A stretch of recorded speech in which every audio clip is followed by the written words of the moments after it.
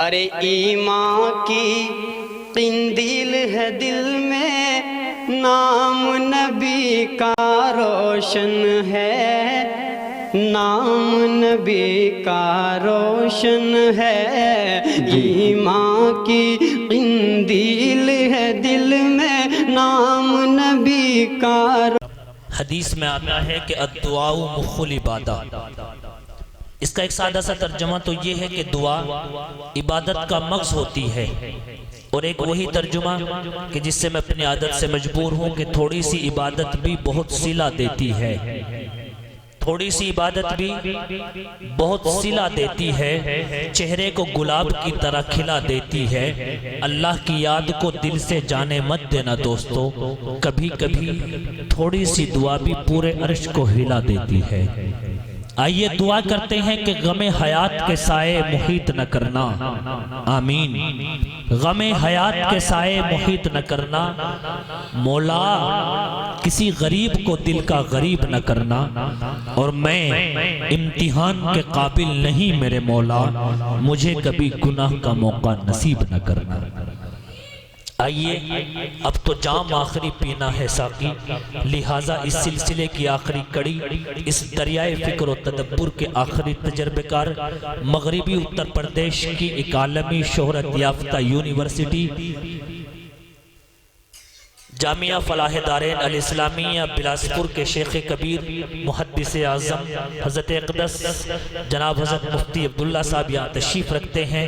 حقیقت تو یہ ہے کہ ان گھروں میں جہاں مٹی کے گھڑے رہتے ہیں، ان گھروں میں جہاں مٹی کے گھڑے رہتے ہیں، قد میں چھوٹے ہیں مگر لوگ بڑے رہتے ہیں، اور جاؤ جا کر ان کی عظمتوں کو دیکھو، تاج پہنے ہوئے پیروں میں پڑے رہتے ہیں۔ میں گزارش کر رہا ہوں اس عالی مرتبت شخصیت سے جو اپنے عظیم الجثے کے اعتبار سے، اپنے قد و قامت کے اعتبار سے اللہ رب العزت نے بہت ہلکا پھلکا رکھا ہے، لیکن علمی صلاحیت خدا کی پناہ ٹھانٹے مارتا ہوا سمندر ہمارے درمیان ہے۔ اصل بات یہ ہے کہ لبوں پہ اپنے دعائیں سجائے بیٹھا ہے، لبوں پہ اپنے دعائیں سجائے بیٹھا ہے، وفا کی راہ میں خود کو مٹائے بیٹھا ہے، اور لگا سکا نہ کوئی آپ کے قد کا اندازہ، لگا سکا نہ کوئی آپ کے قد کا اندازہ۔ مسلمانوں وہ آسماں ہیں مگر سر کو جھکائے بیٹھا ہے۔ میں نہایت ہی ادب اور احترام سے گزارش کر رہا ہوں محدث اعظم شیخ کبیر حضرت اقدس جناب حضرت مولانا مفتی عبداللہ اختر صاحب دامت برکاتہم العالیہ سے نہایت ہی ادب اور احترام کے ساتھ کہ حضرت ممبر نور پر جلوہ افروز ہوں، اور سالار کارواں کی حیثیت سے اس قافلہ شب کو منزل مقصود تک پہنچاتے ہوئے اختتامی دعا فرما دیں۔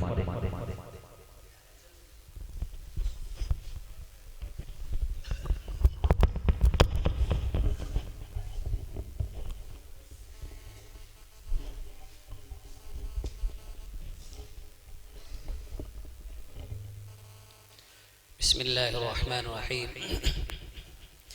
کافی دیر سے آپ حضرات حمد و نعت سے مستفید ہو رہے تھے۔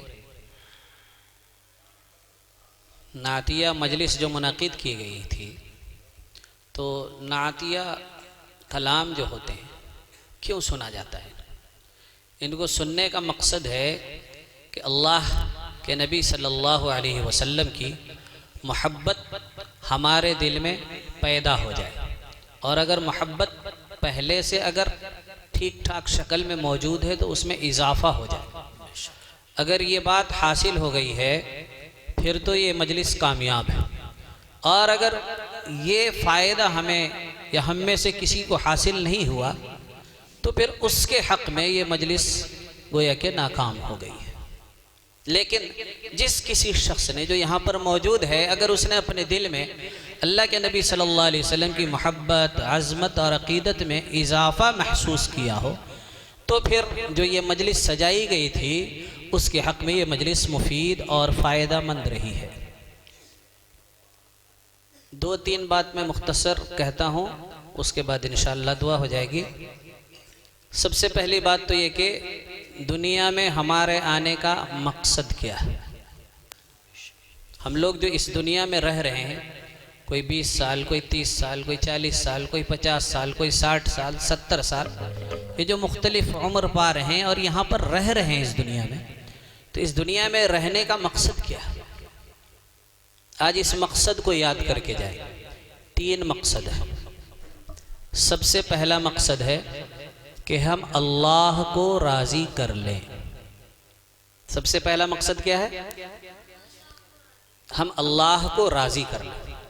دوسرا مقصد ہے ہم جنت کو حاصل کر لیں۔ دوسرا مقصد کیا ہے؟ جنت کو حاصل کر لیں۔ اور تیسرا مقصد ہے ہم اپنے آپ کو جہنم سے بچا لیں۔ بس یہ 3 مقصد ہے اس دنیا میں آنے کا مقصد، بس صرف 3 ہے۔ نمبر 1 اللہ کو راضی کر لے، نمبر 2 جنت کو حاصل کر لے، اور نمبر 3 ہم اپنے آپ کو جہنم سے بچا لیں۔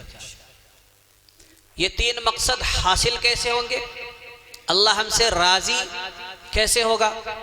جنت ہمیں حاصل کیسے ہوگی؟ جہنم سے ہماری حفاظت کیسے ہوگی؟ اس کے لیے ہمیں صرف 2 کام کرنے ہیں۔ 3 مقصد ہو گئے، اللہ کو راضی کر کے جنت حاصل کر کے جہنم سے بچنا، یہ ہمارا مقصد ہے۔ یہ تینوں مقاصد حاصل کیسے ہوں گے؟ اس کے لیے ہمیں 2 کام کرنے ہیں۔ نمبر 1 خود ٹھیک ہو جائیں، خود ٹھیک ہو جائیں یعنی نیک بن جائیں، اور نمبر 2 دوسرے کو ٹھیک اور نیک بنانے کی محنت اور کوشش کریں۔ اگر ہم خود نیک ہو جائیں گے اور دوسرے کو نیک بنانے کی محنت اور کوشش کریں گے تو اللہ بھی راضی ہوگا، جنت بھی ملے گی، جہنم سے بھی ہم محفوظ ہو جائیں گے۔ ان 3 مقاصد کو سامنے رکھتے ہوئے ان 2 کاموں کو کر لیں، انشاءاللہ ہماری یہ زندگی جو ہے کامیاب ہو جائے گی۔ اللہ تعالی ہم سب کو عمل کی توفیق عطا فرمائے۔ درود شریف پڑھ لے، دعا کر لیتے ہیں۔ اللہم صلی علی محمد وعلی آل محمد کما صلیت علی ابراہیم وعلی آل ابراہیم انکا حمید مجید۔ اللہم بارک علی محمد وعلی آل محمد کما بارکت علی ابراہیم وعلی آل ابراہیم انکا حمید مجید۔ اللهم أنت السلام ومنك السلام تباركت يا ذا الجلال والإكرام ربنا آتنا في الدنيا حسنة وفي الآخرة حسنة وقنا عذاب النار اللهم إنا نسألك الجنة ونعوذ بك من النار اللهم إنا نسألك الجنة ونعوذ بك من النار اللهم إنا نسألك الجنة ونعوذ بك من النار ربنا لا تزغ قلوبنا بعد إذ هديتنا وهب لنا من لدنك رحمة إنك أنت الوهاب ربنا ظلمنا أنفسنا وإن لم تغفر لنا وترحمنا لنكونن من الخاسرين لا إله إلا أنت سبحانك إنا كنا من الظالمين۔ اے اللہ ہم سب کی خطاؤں کو، لغزشوں کو درگزر فرما۔ اے اللہ ہم سب کے تمام گناہوں کو معاف فرما۔ اے اللہ ہماری تمام سیئات سے درگزر فرما۔ اے اللہ ہمیں نیک اعمال کی توفیق عطا فرما۔ اے اللہ برے اعمال سے ہم سب کی حفاظت فرما۔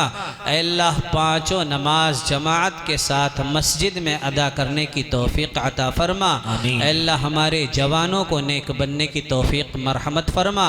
اے اللہ بوڑھوں، بچوں، جوانوں، عورتوں، مردوں سبھی کو نیک بننے کی توفیق عطا فرما۔ اے اللہ ہم میں سے ہر شخص کو سچا پکا ایمان والا بنا۔ اے اللہ ہم میں سے ہر شخص کو سچا پکا ایمان والا بنا۔ اے اللہ ہم میں جو لوگ پریشان حال ہیں ہر ایک کی پریشانی کو دور فرما۔ اے اللہ بیماروں کو محض اپنے فضل و کرم سے شفا عطا فرما۔ اے اللہ جو دشمنان دین ہمارے خلاف سازشیں کر رہے ہیں ان کی سازشوں سے ہم سب کی حفاظت فرما۔ اے اللہ ہماری جان مال عزت آبرو کی حفاظت فرما۔ اے اللہ ہر طرح سے محض اپنے فضل و کرم اور اپنی قوت مطلقہ قدرت مطلقہ کے ذریعے ہماری حفاظت فرما۔ اے اللہ ہماری تمام حاجتوں کو محض اپنے فضل و کرم سے قبول فرما۔ اے اللہ جن مقاصد کے تحت یہ مجلس سجائی گئی ہے ان مقاصد میں کامیابی عطا فرما۔